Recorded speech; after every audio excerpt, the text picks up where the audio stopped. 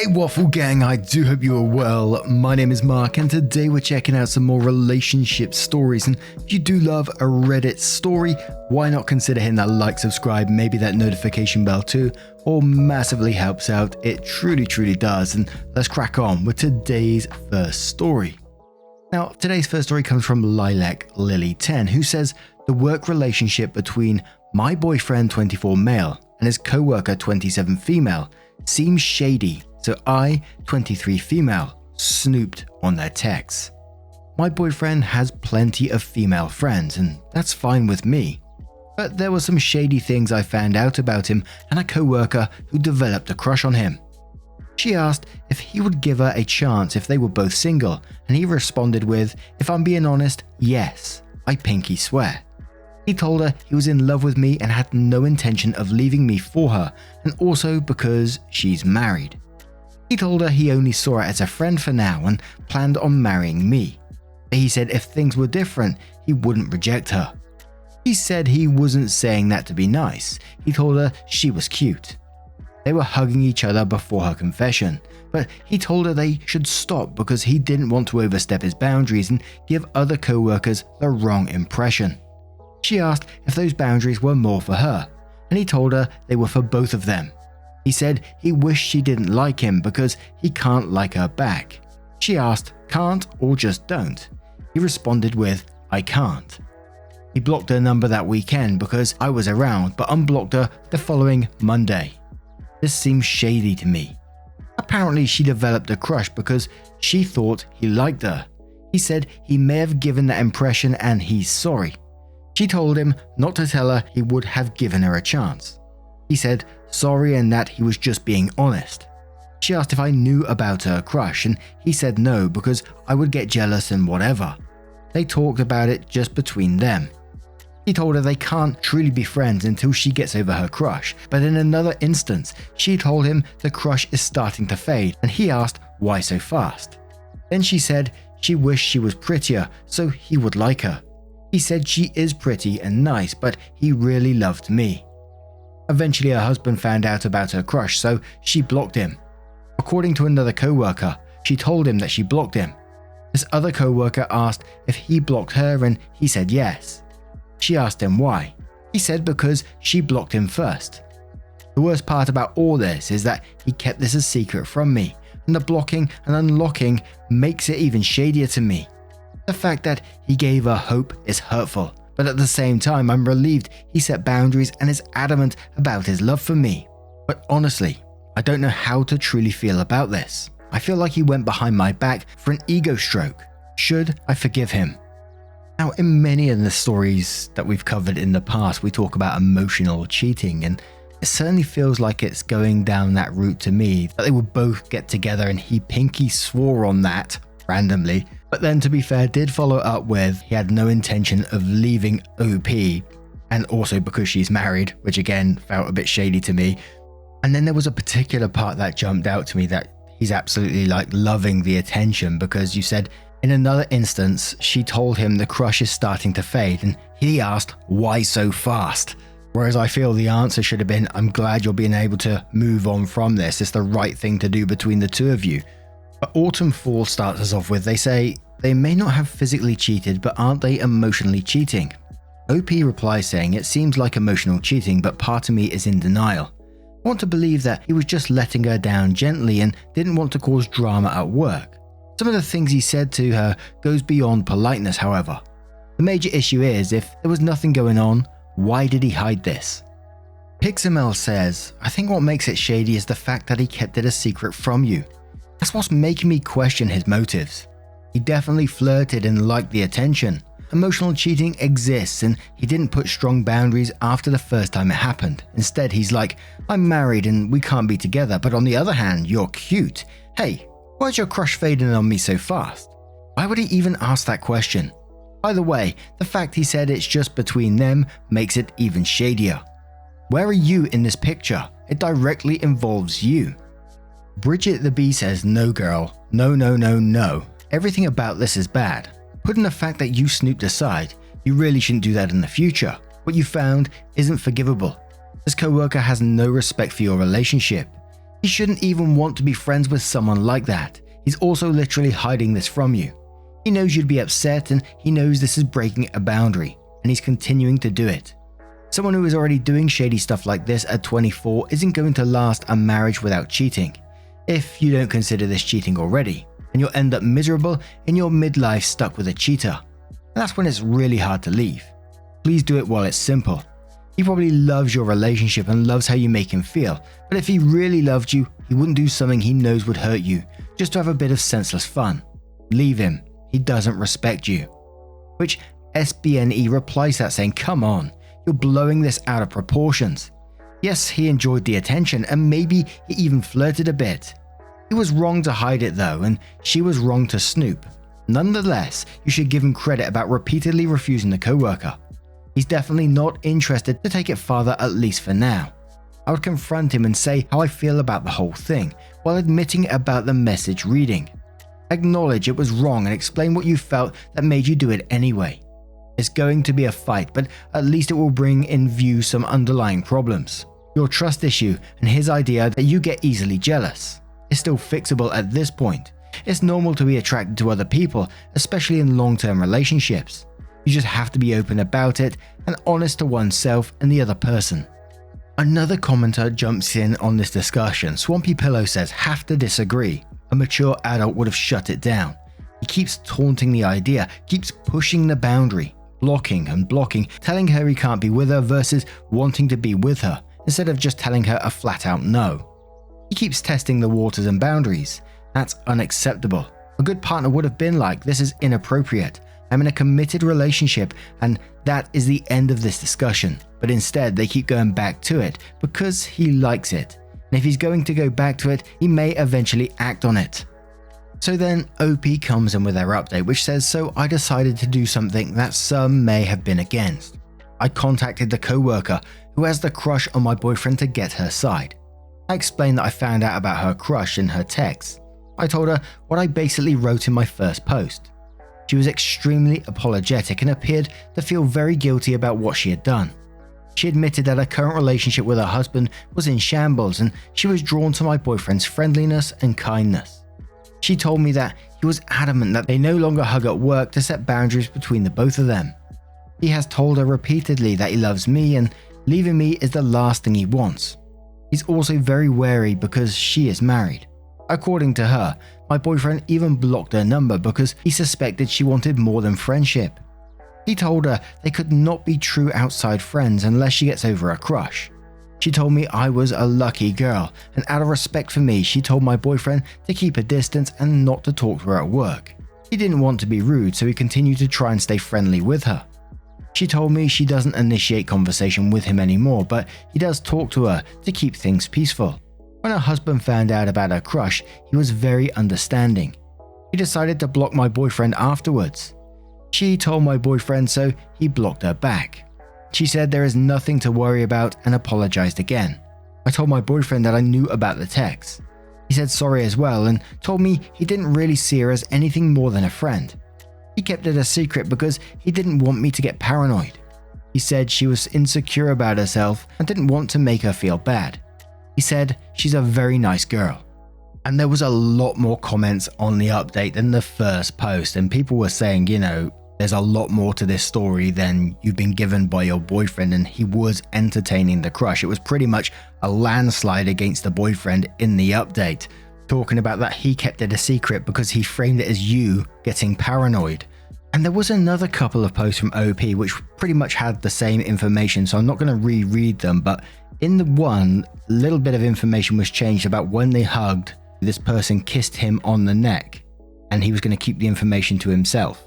Just throwing that one out there as well. But what do you guys make of this story? Let us know your thoughts down in the comments below, and let's move on to another one. And our next story comes from Dawn in Danger, who asks, am I the arsehole for not attending my ex-friend's husband's funeral? 8 years ago, my best friend since childhood, 30 female at the time, I call her M, completely ghosted me. She fully cut me off without a word of explanation. I honestly still have no idea why she did it. It wasn't a fight or any incident that I could pinpoint. I text her 2 or 3 times to ask her to please explain what I'd done and to at least talk to me one last time, but she never did. It was traumatic and painful, and I was hurt, sad, and angry. It took several years, but I eventually was able to make peace with the situation. I'm no longer resentful with or angry at M, but I have no desire to interact with her ever again. Another one of my childhood friends, V, is still close with both M and me, but told me at the time that she didn't know why M cut me off. I never knew if that was 100% true, but I didn't want to put V in the middle of anything, so I let it go. I found out a few days ago from V that M's husband died suddenly. She started dating him after she cut me off, so I never met him. From what I heard from V, he was a really good guy, and M is obviously devastated. I genuinely feel sorry for her. I thought about sending some flowers or something as a small olive branch, not an attempt to rekindle the friendship, just to offer my condolences. But then decided against it because I figured that hearing from me, a person she obviously doesn't want in her life, may make her feel worse while she's already grieving. V and I live in the same city while M still lives near our hometown, about 2 hours away. V texted me yesterday to make plans for the funeral. I was really surprised and told her that I had no intention of going, and V blew up at me. She said I was being selfish and petty about something that happened almost a decade ago, and letting my hurt feelings get in the way of being there for my friend. I told her that M chose to not be my friend 8 years ago and hadn't been there for me during anything since, so I didn't feel that it was my place to show up for her. I also told V what I thought about sending flowers, but M probably wouldn't want to hear from me or see me, considering that she hadn't reached out since 2014. V told me it was presumptuous to assume that, so I told V that she was being presumptuous to assume that M did want me there. Then V called me a coward. I'm not nearly as close to V as I'd been with M back in the day, so if V decides to cut contact with me over this, it won't be the end of the world. So I'm curious, am I being the arsehole by not reaching out to M or attending her husband's funeral? Now I think you was absolutely spot on in this. You had no clue why this friend ghosted you, no clue whatsoever. So for you to just turn up in her life when she's grieving, it could go either way, honestly. And we have an update in a moment, and I'm not sure if we're going to find out the reason why the contact was cut, but I think if you did go, that may make you the arsehole. You just don't turn up like that when this person's cut you off for whatever reason. That sounds like a disaster waiting to happen. But 1962 Michael says not the arsehole. Since you have zero clue why M ghosted you, you have zero clue whether your presence would be a comfort or a curse. And no matter how close you were back then, you are not in her top 5 closest friends right now. So certainly you don't show up unannounced. If V wants you to go with, she should finally give up some information that she's been keeping from you and explain why she thinks M would want you there. Forsaken Teaching says not the arsehole. M chose to leave your life. You didn't know the husband. I think V knows more than she said she did, but also thinks that maybe she'd been told a skewed view of whatever it was. You don't let go of being dropped and left for 8 years. SD Starting Out says not the arsehole. I feel like V just wanted company for the 2-hour car ride. Frankly, I feel like you would be the arsehole if you went to the funeral. Your ex-friend, for whatever reason, 100% cut you off. You tried to find out why, they ignored you. Going to a funeral after that is borderline stalkerish.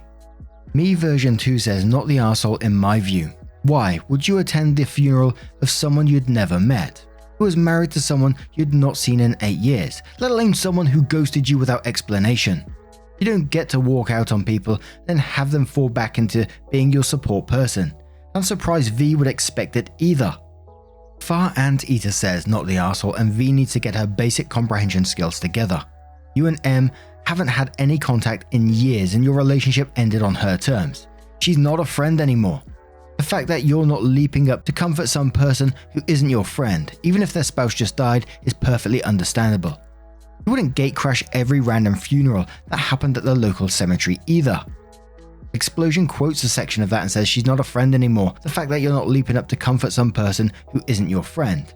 And goes on to say, she's even less than not a friend. I might send flowers to someone I'm on neutral terms with. M has actively shown that she doesn't want Opie in her life. The reason is irrelevant. OP would be the arsehole if she went to this funeral. The only info I want to know that may affect what OP should do. And then tags OP and says, is there a possibility that V deliberately sabotaged your relationship with M? If there is, I would straight up ask her if there's something she's not telling you. Tell her the only reason you're asking is because it would honestly be completely disrespectful for you to show up for someone who hates you. Either she's just objectively wrong about this whole thing, or she had some hand in your breakup and is starting to feel guilty, but not guilty enough to fess up. So then, OP did update the post, which says I ended up confronting V the day after my original post and insisted that she tell me why she was so insistent upon me going to M's husband's funeral. I was not expecting the response. She spilled everything to me. I thought that M hadn't met her husband until after she cut me out, but it turns out that she had met him online and had been seeing him for several months but never told me about him. The reason was because he and I had major differences in our ideologies and values. She knew I wouldn't approve, so she kept him a secret from me. And when they started getting serious, she ghosted me because she knew I wouldn't understand. V told me that she'd been really angry at M and tried to convince her to at least talk to me and give me some closure, but M refused. V wanted to tell me herself, but M begged her not to. Apparently over the past year or so, M had started to get really frustrated with her husband as he got deeper into some of his ideologies and considered leaving him. She once made a comment to V saying, OP would have warned me. So, even though their marriage was on the rocks, his death was still unexpected and pretty devastating to her. V thought that because M had recently mentioned me that I should attend the wedding, I assume it means funeral, but she apologized for getting angry that I refused to go.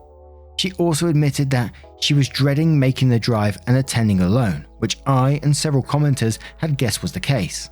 So V and I will be okay.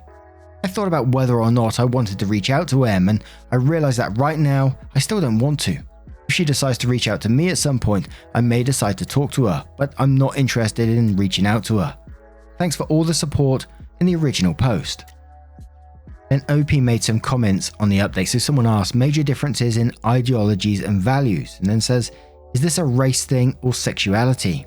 Because it sounds like to me like M married a racist or bigot, and there's reason why she would expect that to upset you, which says all you need to know about the kind of person M is. OP replies saying yes, that's exactly it, but there's more. Apparently he also ended up being really into certain conspiracy theories that shall remain nameless. The commenter says, yes, so him being a racist / bigot was absolutely fine with M. But when she started to believe in shit she finds questionable, it was an issue. That tells you exactly the kind of person she is. If she's okay with marrying a racist / bigot, it's because she is one too. OP replies, yep, that's why I feel really good about my decision to keep her at a distance. I just wish I'd known about this back then. Now, I'm going to turn this one to you guys. What do you guys make of this situation? Let me know your thoughts down in the comments below. As we've been doing on more recent stories, we're going to finish this with a couple of little wholesome ones. So we're going to start off with Fen Park 15, who says, my mum is a piano teacher and was shopping in a music store. A 10-year-old kid came in wanting to buy his first musical instrument, particularly a ukulele. So the clerk showed him some where the entry level was about $65. He ran back outside to his mum waiting in the car, then came back in and asked, what's the cheapest musical instrument you have? And the clerk started showing him a $3 kazoo. Overhearing this made my mum sad. So she went over and asked the kid if he really wanted a ukulele and would promise to practice and learn it. Hooked him up with the instrument, a beginner book, picks, etc. When she left the store, the kid and his mum both waited to give her a hug. Oh bloody hell, that's setting me off. Biscuit Man replies to that one saying it's heartbreaking when you see a child deal with the harsh realization that some things are beyond their means. I was in a game store. I'm assuming you guys already know what that is, but in the UK it's a video game store. I know, I'm sorry I have to explain that. I know you already probably know. I was in a game store around Christmas a fair few years ago when I saw an 8 to 9-year-old kid come in with his mum. The mum wanted to get her kid a DS, but even the pre-owned ones were too expensive, so she just said maybe next year. It broke my damn heart.